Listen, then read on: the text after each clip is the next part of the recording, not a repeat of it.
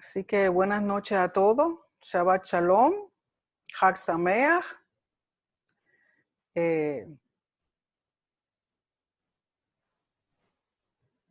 Esta noche pues estamos celebrando lo que se llama el Shabbat de la festividad, o el Shabbat, pues lógico, estamos en Pesach, pues el Shabbat de la fiesta.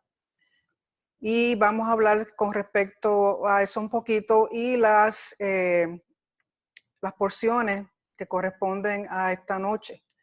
Y también, por si no se han dado cuenta, pero anoche, a la caída del sol de anoche, comenzó el conteo del Omer, así que anoche, después de la caída del sol, era el primer día, y esta noche, después de la caída del sol, va a ser el segundo día del Omer, así que estaremos contando tan pronto terminemos la clase.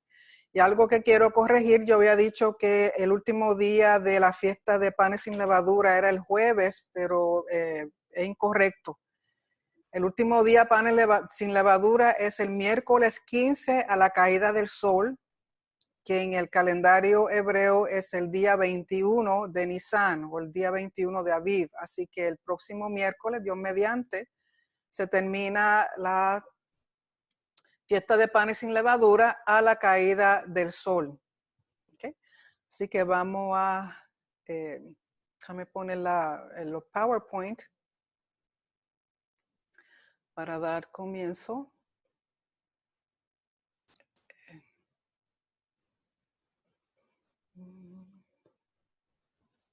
File, recent, español.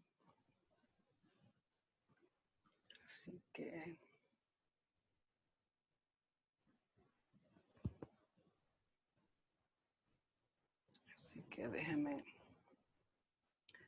un momentito aquí. Share screen. Ok.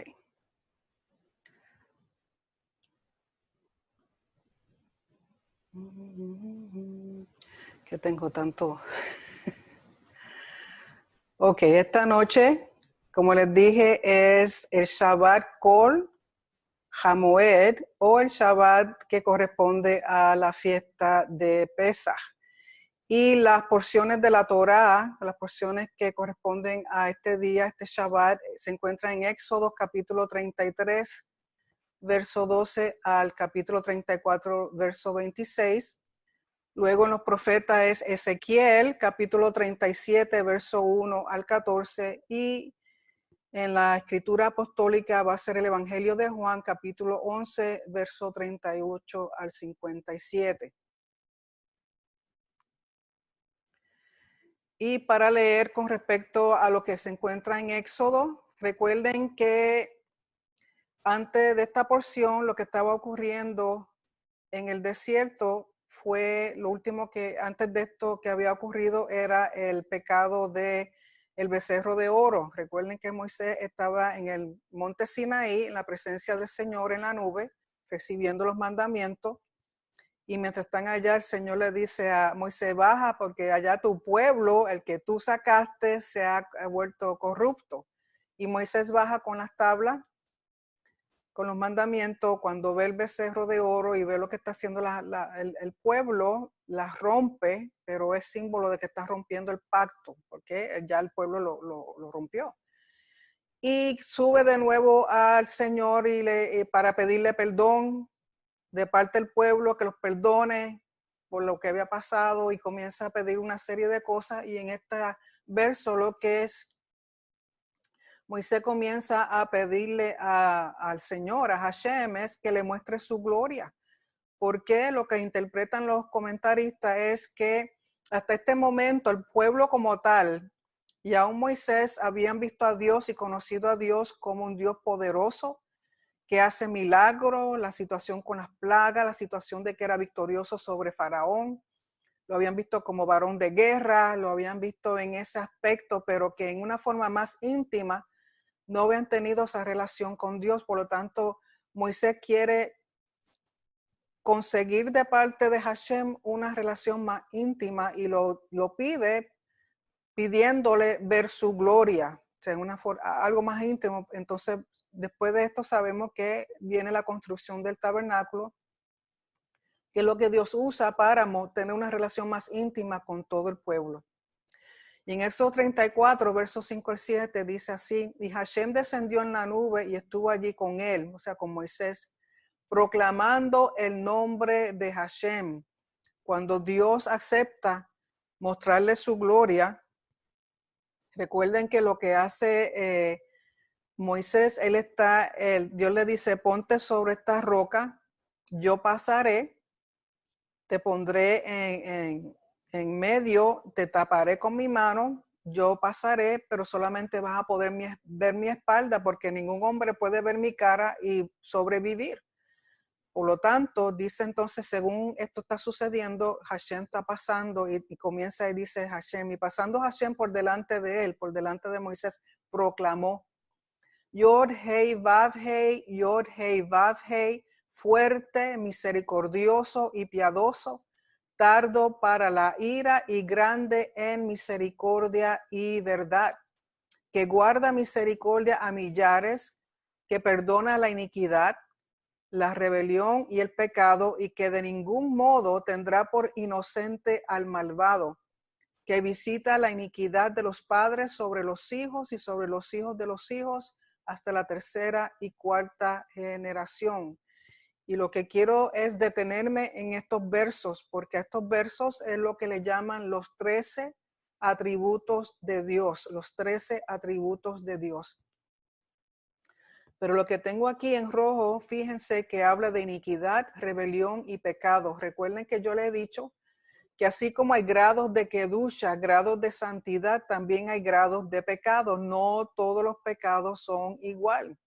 Tenemos iniquidad, que es hacer algo prohibido por la Torá intencionalmente. Dios prohíbe algo en su Torá, en sus mandamientos, pero el individuo va por encima de eso y con intención hace contrario a lo que la Torá pide. Eso es iniquidad. Rebelión es parecido a la iniquidad, pero es hacer transgresión o rebeldía. Cuando se le pide algo a uno, ya sea que haga o ya sea que no haga, o sea que algo permitido o algo no prohibido, pero la persona se rebela, entonces se llama rebelión o transgresión. Y el pecado, lamentablemente el término pecado lo usan mucho en las traducciones, pero pecado, conforme a cómo se entiende, que es la palabra hatat, es cometer un error, descuidadamente, un error involuntariamente, un error que uno no se da cuenta. O sea, que pecado como tal, el término pecado, hatat, se refiere a cometer un error, a no tener cuidado, a no estar pendiente a lo que uno está haciendo, y es involuntario. La iniquidad y la rebelión, ambas cosas son intencional. Iniquidad es en contra de algo que la Torá prohíbe, y rebelión es en contra de algo prohibido o algo, no tanto prohibido, sino algo que se permite, pero tú no lo quieres hacer. ¿Okay? Y es intencional. Ok, que como dije, estos son los 13 atributos de Dios. Y aquí vamos a ir verso por verso, palabra por palabra, para que puedan más o menos tener una idea un poquito más clara qué es lo que atribuyen como los 13 atributos de Hashem. Primero, Adonai, o Yod Hei Vav Hei, que es Hashem. Significa Dios es compasivo antes de que el hombre cometa pecado. Dios compasivo antes de que el hombre cometa pecado. Y aquí el nombre Yod Hei Vav Hei, el nombre de Hashem, está asociado con misericordia, con clemencia y con gracia. De nuevo repite, Adonai, Hashem, Yod Hei Vav Hei. Dios es compasivo después que el hombre cometa pecado y se vuelva de su mal camino. ¿Okay? Aquí es antes de que cometa el pecado, y aquí que después que el hombre cometa el pecado, Dios es compasivo si la persona se vuelve de ese mal camino. Él, recuerden que el nombre Él significa lo que se traduce como Dios o es en la forma más corta de Elohim. Él, Hashem. El Señor Dios es misericordioso, como escribió David. Elí, ¿por qué me has abandonado? Refiriéndose al atributo de misericordia, pero no al atributo de justicia severa. ¿Por qué me has abandonado? Como haciéndole un reclamo en justicia. Y el nombre Él, el nombre Dios, el nombre que es Elohim, tiene que ver con poder. El poder de Dios, el poderío de Dios, el reinar de Dios, su justicia, su juicio y también es el término, el nombre de Él como creador. Por lo tanto, aquí justicia y juicio en una forma, como dice, explican aquí, una forma severa en el sentido de que es simplemente justicia sin asociarse con misericordia. Pero el término Yod Hei Vav Hei es el que está asociado con misericordia. Porque un juez que continuamente hace justicia o hace juicio, tiene que tener también el atributo de misericordia. Las dos cosas tienen que ir de la mano. Luego la palabra Rahum, o sea, porque está diciendo en el hebreo, Adonai, Adonai, El, Rahum, Hanum, Erech, Apaim. Rahum es lo que también se traduce como compasivo. Dios es compasivo con los pobres. Ahora, la palabra Rahum tiene las mismas 3 consonantes de raíz como el término que nosotros usamos para el vientre de una madre, para su matriz, donde lleva a su bebé. Tiene que ver con misericordia y está asociado con la matriz o el vientre de la madre. ¿Por qué? Porque Dios en su misericordia, en este caso, es como esa madre que tiene su niñito, su bebé, en la matriz, en la cual en su vientre no le falta nada. Está protegido, está guardado, tiene todos los nutrientes, tiene todo lo que necesita. El ambiente, la temperatura perfecta, es un ambiente perfecto para que ese bebé crezca saludable, se desarrolle completamente, o sea, que es un sitio donde mejor puede estar un niño. Y así es el Rahum, la misericordia, ese tipo de misericordia de Dios para con las personas. Y luego tenemos el término Hanum, Hanum, que se traduce como benévolo. Dios es benévolo con los ricos. Y Hanum, de la palabra gen, que es referente a su gracia, a su favor, gracia y favor. Así que ¿qué atributos estamos viendo de parte del Señor? Misericordia, clemencia, justicia, gracia, favor. Y todo esto es necesario, lógico, para poder lidiar con el pecado de la humanidad. Y luego tenemos que dice Erech Apayim, lento para airarse. Dios es paciente y no se apresura para castigar al hombre a la espera de que él se arrepienta y vuelva al buen camino. O sea que Dios nos da oportunidad de que regresemos a él. Por lo tanto, aguanta el castigo, es lento para castigar con la esperanza de que el individuo se arrepienta y así realmente no tenga que hacer un juicio severo sobre ese individuo. Dice, el término también se aplica de la nariz larga. Y nariz larga en ese sentido es un refrán que se refiere a una persona airada, una persona que tiene coraje, o sea, que para la nariz en ese sentido que habla de la nariz larga. Y como se les conoce a la mayoría de los judíos por tener grande la nariz. Y eso es algún atributo físico que usualmente el judío tiene de tener una nariz larga. Pero con término refiriéndose a Dios es cuando Él está airado o está enojado. Pero que gracias a esos atributos Él es lento para castigar, le da coraje, le da ¿cómo es? Lento para airarse, esperando que nosotros nos arrepintamos de el pecado o de la situación que hayamos cometido en contra de Él. Y luego dice Rav Gesed, de inmensa bondad, Gesed. Dios aún es benevolente con aquellos que ni siquiera alcanzan méritos. Y Gesed, la palabra Gesed es asociado con amor, lealtad y fidelidad al pacto. La palabra Gesed está asociado con el pacto, es un atributo de Dios con respecto al pacto en que Él muestra amor, lealtad y fidelidad. Emet, la palabra Emet es verdad, recompensa verdaderamente a los que se esfuerzan en cumplir su voluntad. Emet, recompensa verdaderamente a los que se esfuerzan en cumplir su voluntad. Y Emet, la forma en que podemos definir Emet o verdad es que es algo que es igual ayer, hoy y mañana, o sea, que nunca cambia. Ese es Emet o la verdad de parte de Dios. Y luego tenemos Notzer Gesed la Lafim. Notzer Gesed la Lafim. Recuerden que primero le estoy dando el hebreo y luego cómo se interpreta estos atributos de Dios. Dice, mantiene su bondad hasta 1000 generaciones. Dios recuerda los méritos de los antepasados y ejecuta su bondad con sus herederos. ¿Qué antepasados? Abraham, Isaac y Jacob. Los méritos de ellos, Dios se acuerda de los méritos de ellos cuando está pensando en nosotros, los herederos, sus descendientes, cuando viene a hacer juicio con respecto a nuestras acciones en contra del pacto, en contra de Dios. O sea que antes de hacer algo, piensa por amor a Abraham, a Isaac y Jacob, pero en nuestro caso, además de nuestro antepasado en ese aspecto, por los méritos, las virtudes de Yeshua.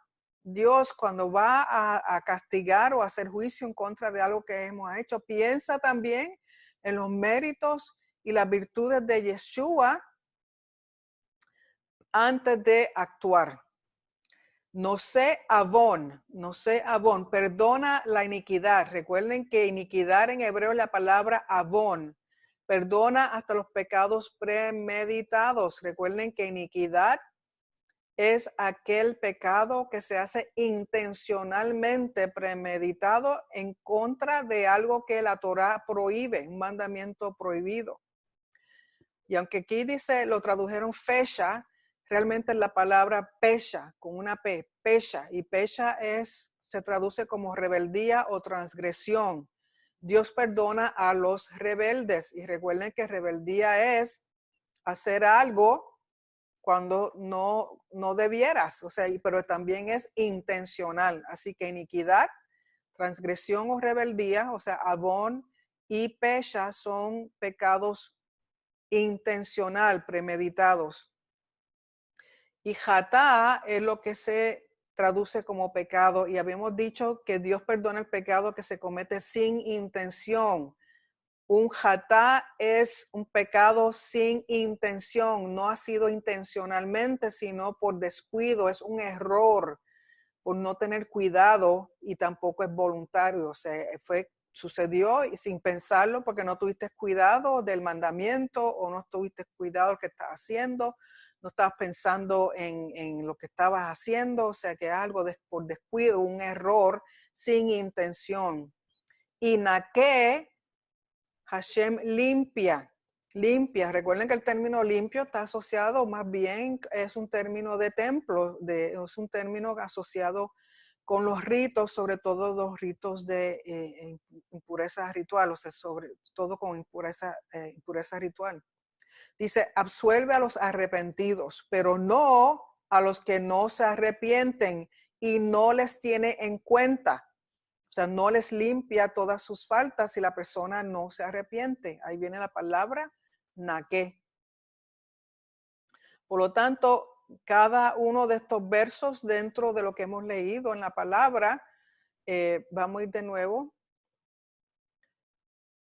para verlo como repasarlo de nuevo en el español. Adonai, Dios es compasivo antes de que el hombre cometa pecado. Adonai, Dios es compasivo después que el hombre comete pecado y se vuelve de su mal camino. Él, el Señor, Dios es misericordioso. Rahum, compasivo. Hanum, benévolo o que da gracia y favor. Erech apayim, lento para airarse. Lento para airarse. Rav, Gesed. Gesed tiene que ver con el amor, lealtad y fidelidad al pacto. Emet, verdad. que Él es igual ayer, hoy y mañana. No ser Gesed Lafim, que mantiene su bondad hasta 1000 generaciones. No sé, Avon, perdona la iniquidad, que es el pecado que es intencional en contra de algo prohibido por la Torá. Y aunque aquí no está lo de hasta la tercera y cuarta generación, lo que eso refiere, que Dios visita hasta la tercera y cuarta generación, la iniquidad de los padres. Recuerden que es iniquidad, pecados premeditados en contra de algo que la Torá prohíbe. ¿Y por qué dice eso? Cuando dice que visita hasta la tercera y cuarta generación, no es que esa tercera y cuarta generación están pagando por los pecados de los padres, pero si esa tercera y cuarta generación hacen lo que estaban haciendo los padres o no hicieron algo para evitar que los padres siguieran haciendo esa iniquidad, entonces Dios tiene el derecho de castigar a esas generaciones. ¿Por qué? Porque continuaron el patrón de iniquidad, o sea, continuaron lo que a veces llamamos maldición generacional. Por lo tanto, en ese sentido, es que Dios dice que visita hasta la tercera y cuarta generación. Pero si dentro de la tercera y cuarta generación hay una persona que rompe esa generación, esa maldición generacional, o que le dice a sus padres, ustedes están mal, tienen que cambiar, o sea, se levanta a favor del mandamiento, a favor de lo que dice la Torah, pues entonces Dios desde ese punto en adelante bendice, porque como continúa diciendo, que aquellos que le aman y obedecen sus mandamientos hasta las 1000 generaciones serán bendecidos. Y Pesha con respecto a la transgresión y rebeldía, Jatá con respecto al pecado sin intención, un error, y Naqué que limpia, absuelve a los arrepentidos. Así que esos son los atributos, los 13 atributos de Dios. Y luego sigue en la lectura de Éxodo, después que Dios le muestra su gloria a Moisés, que es hablándole realmente de sus atributos, quién es él realmente, sus acciones. Hay de nuevo una renovación del pacto que Dios le pide a Moisés que haga otro conjunto de tablas, 2 tablas más. Moisés se las lleva, entonces Dios vuelve y escribe con su propio dedo los mandamientos en esta segunda tabla. Recuerden que las primeras tablas Dios mismo las formó, las hizo, y conforme a los comentaristas, estas tablas estaban hechas de zafiro. Luego comienza a repetir los mitzvot o los mandamientos que hablan en contra de la idolatría. Repite de nuevo el no cometer idolatría. Porque recuerden que idolatría no es otra cosa que adulterio espiritual,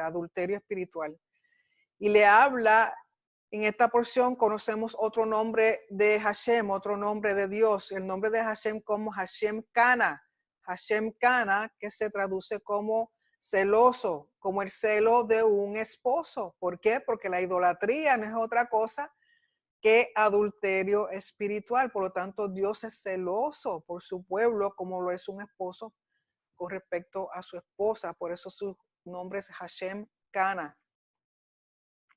Y continúa hablando sobre los mitzvot que tienen que ver con sus fiestas o sus festividades. Recuerden que mitzvot significa mandamientos, el plural de mitzvah. Y habla de lo siguiente, habla de Pesaj y de la fiesta de panes sin levadura. Y recuerden que durante este tiempo es la cosecha de la cebada y dura por 7 días, la cosecha de la cebada que dura por 7 días, la celebración de los panes sin levadura, que es lo que nos encontramos actualmente. Luego habla del Shabbat, de mantener el Shabbat, y no tan solo el Shabbat, también habla de darle el reposo de los 7 años a la tierra, el Shemitah. Y el Shabbat es una fiesta que ocurre cada 7º día. Luego habla de Shavuot, de la fiesta de Shavuot, que son 7 semanas. El cuento de contar 49 días más 1, que nos va a dar 50. Y durante Shavuot es la cosecha del trigo. También otro nombre de Shavuot que se le conoce a Shavuot es como la fiesta de Pentecostés. Y esa también dura 7 semanas. Sukkot es la fiesta donde todas las cosechas de fin de año son traídas al templo. Usualmente son las 7 especies de Israel. Y por 7 días se celebra también Sukkot o la fiesta de tabernáculos, donde todas las cosechas de ese fin de año se traen. Es interesante los muchos 7 que encontramos, los panes sin levadura, 7 días, el Shabbat cada séptimo día, el Shavuot 7 semanas, Sukkot 7 días. ¿Por qué? Porque el 7 es el número que tiene que ver con templo, que tiene que ver con la creación, que tiene que ver con Yeshua, con el Mesías. Es el número de perfección, de perfección espiritual, donde se está al nivel que Dios quiere que uno esté con Él. Y continúa en Éxodo hablando de lo que se llaman las 3 fiestas de peregrinación. ¿Y cuáles son esas 3 fiestas? Pesaj, que incluye panes sin levadura, Shavuot, la fiesta de las 7 semanas, y Sukkot, la fiesta de tabernáculo. Estas son las fiestas de peregrinación en el cual Dios pide que todo varón se presente durante estas 3 fiestas en Jerusalén. Y cuando dice todo varón, se sobreentiende que es el varón con toda su familia. Recuerden que son tiempos de fiesta en que todo Jerusalén se llenaba, así como vimos la vez pasada que hablamos de Pesaj, de la Pascua, los miles de personas que iban con toda su familia trayendo sus ovejitas. Pues entonces aquí, cada una de estas 3 fiestas, son las que Dios requiere que vayamos y nos presentemos en Jerusalén, en familia. ¿Por qué? Porque Pesaj tiene que ver con redención. Shavuot tiene que ver con la revelación de la Torá y del Espíritu Santo. Y Sukkot tiene que ver con el recoger completamente como dice aquí, todas las cosechas, en este caso de todas las naciones. Es la fiesta donde todas las naciones se presentan y son reunidas. Así que Pesaj, redención, Shavuot, revelación de la Torá del Espíritu Santo, y Sukkot, el recoger de nuevo el exiliado a todas las naciones. Y menciona también que nada leudado se puede ofrecer conjuntamente con las ofrendas de sangre. O sea, cada vez que se trae una ofrenda de un animalito en el cual esa sangre de ese animalito había que ser puesto en el altar, no se podía traer pan o nada que fuera leudado, que tuviera levadura. Y por último, en esta porción del Éxodo, lo que habla es que todas las primicias tienen que ser llevadas al templo, todas las primicias. Recuerde que las fiestas están asociadas con cosechas. La primera es la cebada, luego tenemos el trigo y por último tenemos las 7 especies de Israel. Y cada vez que hay una nueva cosecha, la primicia siempre se tiene que traer al templo. ¿Por qué? Porque le pertenece a Dios. Y luego la porción de profeta, que en el libro de Ezequiel, habla del valle de los huesos secos. Y muchos, pues, si lo leyeron, saben de qué se trata, de que hay un lugar donde Dios llama a Ezequiel que vaya y le dice, Ezequiel, ¿qué tú ves? Un montón de huesos. Y él le dice, háblale, profetízale a esos huesos para que se recobren vida. ¿Y cuál es el tema de Ezequiel en este caso, del capítulo de Ezequiel 37, del verso 1 al 14? Tiene que ver con resurrección, el tema de resurrección y el tema de esperanza del cumplimiento del pacto. Y se ve que cuando esos huesos recobran vida, se unen hueso con hueso, ligamento con ligamento, los tendones, la piel, que lo que le falta es el ruaj, el Espíritu Santo. Entonces Dios le dice, habla a los 4 vientos de que venga ese Espíritu, les dé vida. Y cuando se levantan esos huesos, es Israel como un ejército invencible, Y ruaj, espíritu o viento, es lo que da vida. Y recuerden que Ezequiel es el profeta que tuvo el privilegio, así como Isaías, de ver el trono de Dios. Y el profeta ve la visión del trono de Dios y además ve el tercer templo. Ezequiel es el que habla del tercer templo. Y luego en Juan, capítulo 11, del verso 38 al 57, también habla de resurrección. Porque aquí comienza a hablar de la resurrección de Lázaro después de 4 días. Recuerden que Marta le dice a Yeshua, Adonai, el Señor mío, Adoní. Lo que pasa es que ya Lázaro lleva 4 días muerto. O sea que si sale, no, el mal olor que hay ahí adentro va a ser horrible. Pero los 4 días, ¿a qué se refieren los 4 días? ¿Por qué específicamente 4 días? Porque están asociados con los 4 exilios. Recuerden que Israel ha estado bajo dominio de Babilonia. Ese es el primer exilio. El segundo fue los medo-persas, cuando estaban en Persia. Y tercero fue Grecia, cuando estaban dominados por Grecia. Y por último, el reino de los romanos. Así que 4 exilios. Por lo tanto, son los 4 días Lázaro muerto, pero Yeshua lo resucita. También esta porción de Juan habla que está el tiempo de la Pascua o de Pesaj, y Caifás, que es el sumo sacerdote de ese tiempo, cuando Yeshua estaba caminando sobre la tierra en Jerusalén, Caifás profetiza la muerte de Yeshua, porque él dice que es preferible que muera un hombre y no toda la nación, porque ellos estaban pensando que por culpa de Yeshua, los romanos iban a tener problemas con ellos, porque mucha gente estaban siguiendo a Yeshua, y ellos lo que piensan es, esto lo que va a traer es que nos destruyan el templo, que nos quiten lo que tenemos por culpa de este individuo. Entonces Caifás dice, es mejor, preferible, que un solo hombre muera y no que muera toda la nación.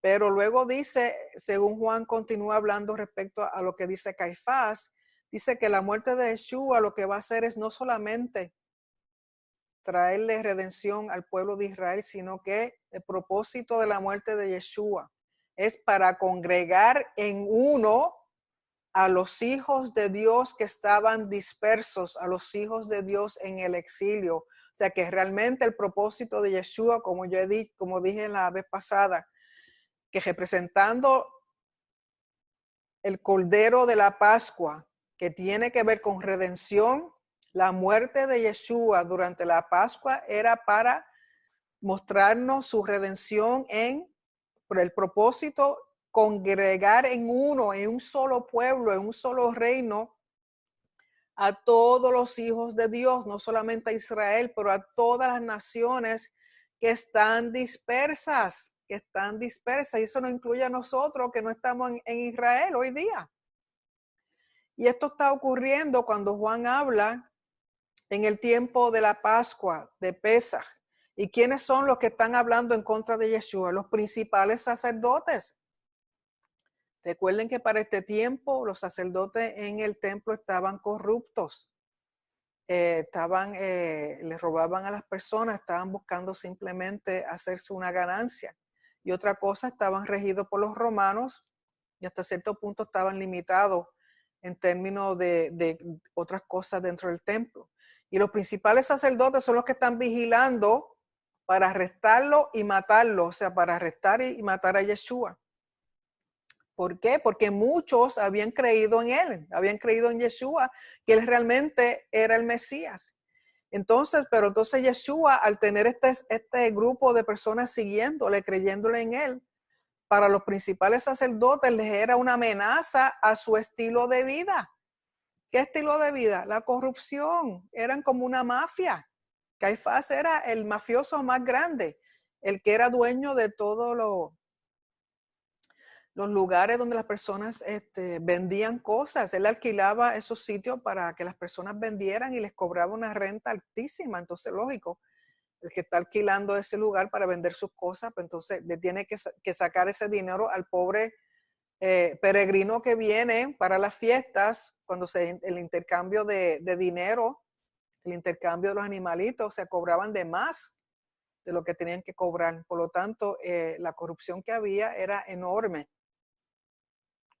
Pero Yeshua ya había comenzado a conquistar muchos corazones, y entonces eso es lo que ellos temían, perder esa gente, perder el apoyo de esos individuos Y por lo tanto, Yeshua era una amenaza al estilo de vida que los principales sacerdotes estaban viviendo.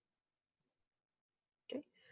Con eso era lo que quería hablar respecto a las porciones de la Torá y con respecto a la fiesta del Shabbat como tal, referente al Pesaj, a la semana de panes sin levadura y de la Pascua.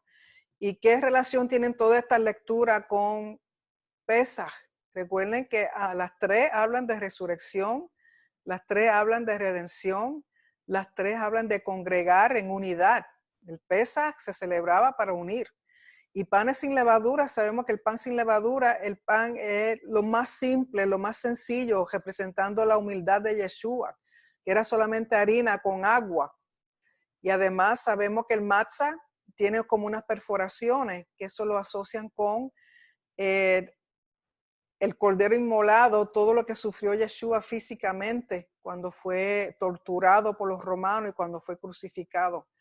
Porque es pan que representa, no tiene pecado. Recuerden que Yeshua en ningún momento pecó. Y lo que él hizo que sobrellevó los pecados del mundo, o sea, que como si fuera una carga, así como cuando se llevó el madero, perdón, cuando llevó el madero sobre sus hombros, los pecados de las naciones, él las llevaba sobre su hombro. No fue que Yeshua en sí se hizo pecado como tal, porque él no es pecado, él es puro, como el corderito que tenía que ser presentado para Pesaj, sin ninguna mancha, perfecto ante los ojos de Dios. Por lo tanto, el Pesaj, de nuevo, es importante entender que este tiempo de la Pascua de panes sin levadura es para redención, es para renovación, para restauración, es para congregar de nuevo al pueblo, porque el propósito de Dios es de nuevo reunir a todos sus hijos, a todos como era su propósito de un principio cuando creó a Adán y a Eva. ¿Para qué? Para morar en medio de su pueblo y en su pueblo. Y desde anoche estamos contando el Omer. ¿Y qué es eso de contar el Omer? El Omer es la cosecha de la cebada. ¿Okay? Y se está contando desde anoche, el primer día, hasta que lleguemos al día 50, que es el día Shavuot o el día de Pentecostés. ¿Por qué? Porque está asociando la redención con la revelación. Tienes redención, Dios nos redimió para entonces darnos la revelación de sus mandamientos, de su palabra y de su Espíritu Santo. ¿Por qué? Porque si somos redimidos, tenemos que saber que hemos sido redimidos ¿para qué? Para caminar en el reino de Dios conforme a los estatutos y sus mandamientos, porque el reino tiene un estilo de vida. ¿Y cómo van a conocer que nosotros pertenecemos a ese reino? Si no es por el estilo de vida nuestro, cómo lo que comemos, lo que no comemos, cómo vestimos, cómo hablamos, cómo caminamos, porque recuerden lo que estamos representando, así como Yeshua representa ese cordero sin mancha, puro, limpio delante del Señor, nosotros también tenemos que representarnos de igual manera, puros, limpios, santos. Y si cometemos algún error, recuerden que error es pecado no intencional, Dios nos perdona. Por medio de Yeshua, sobre todo por medio de Yeshua, perdona aún aquellas cosas que hacemos intencional si es que realmente nos arrepentimos. Porque si la persona no se arrepiente, Dios no tiene nada que ver con ese individuo. Todos tenemos que entender que necesitamos un redentor, que necesitamos arrepentirnos y caminar hacia el Padre y continuar caminando de una forma que lo honre y que le dé gloria. Así que vamos a, antes de hacer las preguntas, vamos un momentito para contar el Omer. El Omer son ya las 7:47, así que podemos contar el Omer. Déjame conseguir la bendición aquí.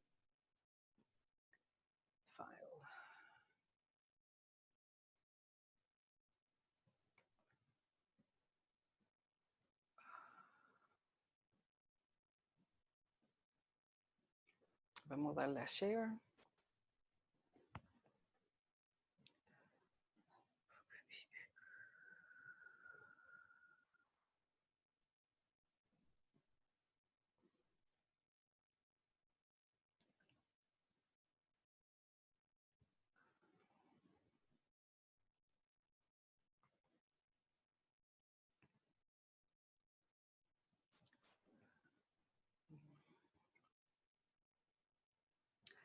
la bendición del Omer.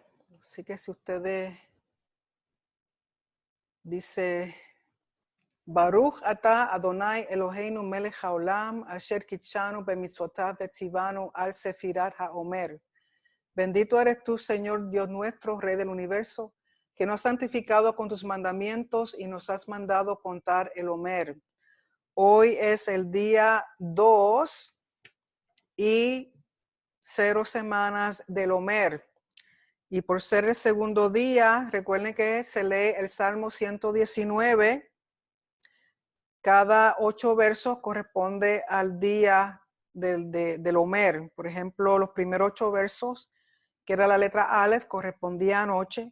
Y esta noche es la letra Bet, o el número 2. Así que dice así la palabra del Señor. Salmo 119, versos del 9 al 16. ¿Con qué limpiará el joven su camino? Con guardar tu palabra. Con todo mi corazón te he buscado. No me dejes desviarme de tus mandamientos. En mi corazón he guardado tus dichos para no pecar contra ti. Bendito tú, oh Hashem, enséñame tus estatutos. Con mis labios he contado todos los juicios de tu boca. Me he gozado en el camino de tus testimonios más que de toda riqueza.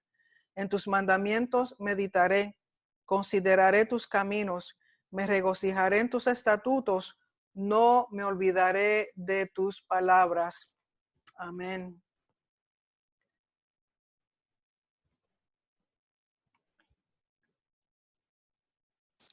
Así que recuerden que ya esta noche es la segunda noche y ya mañana a la caída del sol es la tercera noche y así sucesivamente. Y se lee del Salmo 119 el día correspondiente a la letra. Aleph es 1, Bet es 2, Gimel es 3 y así sucesivamente. Así que vamos a tomar un tiempito para preguntas.